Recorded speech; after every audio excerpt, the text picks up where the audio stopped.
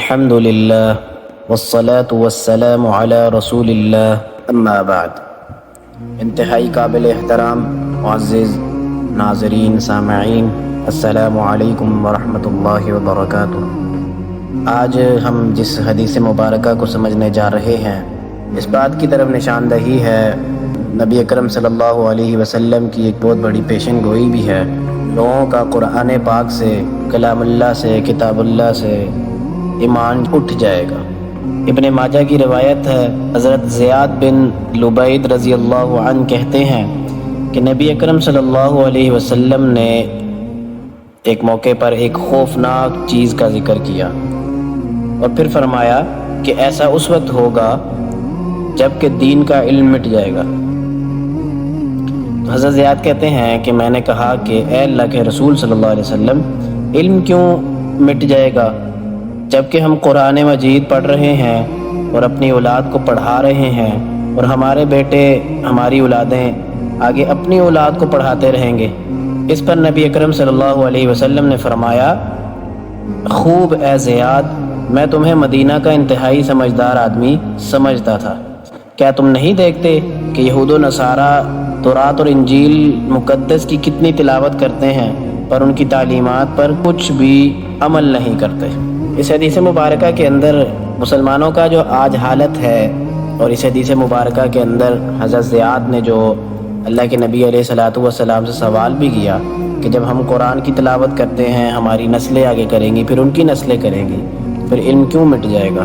مسلم امت کا بھی یہی حال ہو چکا ہے۔ قرآن مجید کی تلاوتیں تو بہت ہوتی ہوئی نظر آتی ہیں، دروس بھی ہوتے ہوئے نظر آتے ہیں، اس پر بڑے بڑے پروگرامات کیے جاتے ہیں۔ اس کے علاوہ بھی مدارس کے اندر ہمیں دیکھنے کو ملتا ہے، مدارس کے اندر تو تعلیم ہی قرآن مجید اور اللہ کے رسول صلی اللہ علیہ وسلم کے دین کی تعلیم حاصل کی جاتی ہے، اور اس کے بڑے بڑے حلقے وہاں پر قائم کیے جاتے ہیں۔ لیکن آج کے دور کے اندر یہ سب ہونے کے باوجود قرآن کے جو احکامات ہیں، قرآن ہمیں کہتا کیا ہے، کلام اللہ کیا کہتا ہے، اللہ رب العالمین ہمیں کیا کہہ رہے ہیں قرآن مجید کے اندر، اس پر کسی قسم کا کوئی عمل نہیں ہے، اور قرآن کو بس ایک برکت والی کتاب سمجھ کر ایک سائٹ پر رکھ دیا گیا ہے۔ سوگ منانے پر یا کوئی قرآن خوانی یا کسی چیز کے افتتاح کے موقع پر بس ان معاملات کے اندر قرآن کی تلاوتیں اور قرآن خوانیاں اور قرآن کے پروگرامات کروائے جاتے ہیں، جبکہ قرآن مجید کے اندر حکومتوں کو چلانے کے، نظامات کو چلانے کے، خاندانی امور کو چلانے کے، اس کے علاوہ اپنے ذاتی معاملات کو چلانے کے لیے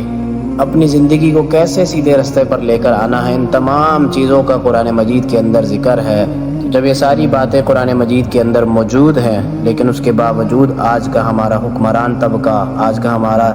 تجارت کرنے والا طبقہ، آج کے ہمارے خاندانی نظام، آج کی پوری امت وہ بھٹکے ہوئے رستے پر چل رہی ہے، آپس میں بالکل بھی متحد نہیں ہے۔ اور اسی طرف اللہ کے نبی علیہ الصلوۃ والسلام نے اس حدیث مبارکہ کے اندر اشارہ کرتے ہوئے یہ بھی فرمایا ہے کہ یہود اور نصارہ یعنی یہودی اور عیسائی کو اگر آپ لوگ دیکھ لیں، وہ بھی تلاوتیں بڑی بڑی کرتے ہیں اپنی تورات اور انجیل کی، لیکن ان کے اندر تعلیمات ہے اس پر کچھ عمل نہیں کرتے، اور آج کا مسلمان بھی ان سے کوئی پیچھے نہیں رہا۔ اور اسی طرح ایک اور حدیث مبارکہ کے اندر حضرت عبداللہ بن عباس رضی اللہ عنہ نے فرمایا کہ جو شخص اللہ کی کتاب کی پیروی کرے گا، وہ نہ تو دنیا میں بے راہ ہوگا اور نہ آخرت میں اس کے حصے میں کوئی محرومی آئے گی۔ پھر انہوں نے سورہ طٰہٰ کی آیت نمبر 123 کی تلاوت فرمائی، جس میں فرمایا گیا ہے کہ اللہ تعالیٰ کہتے ہیں، جو شخص میری دی ہوئی ہدایت کی پیروی کرے گا، وہ نہ تو دنیا میں بھٹکے گا اور نہ آخرت میں بدبختی سے دوچار ہوگا۔ کہ اللہ رب العالمین نے جب خود قرآن مجید میں فرما دیا ہے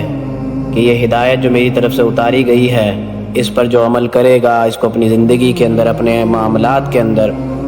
اپنے چھوٹے سے چھوٹے معاملات کے اندر میرے حکم کو مانے گا اور میرے رسول کی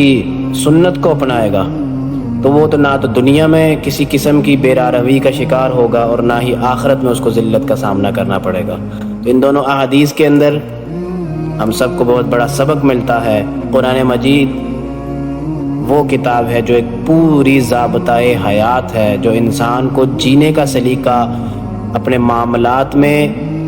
صحیح ہونے کا سلیقہ اور حکومت کے اندر حکمرانی کرتے وقت نظام کو کیسے چلانا ہے اس کا سلیقہ سکھاتی ہے۔ اللہ تعالیٰ سے دعا ہے قرآن مجید کے ساتھ محبت کرنے کی توفیق دے، قرآن کو پڑھنے کی اور اس کو سمجھنے کی توفیق دے، پوری امت کو متحد کر دے، فرقوں کے چنگل میں جو امت پھنس چکی ہے اسے نجات دلا دے۔ اقول قولی ھذا استغفر اللہ لی ولکم ولسائر المسلمین واستغفروہ انہ هو الغفور الرحیم۔ صدق اللہ العظیم۔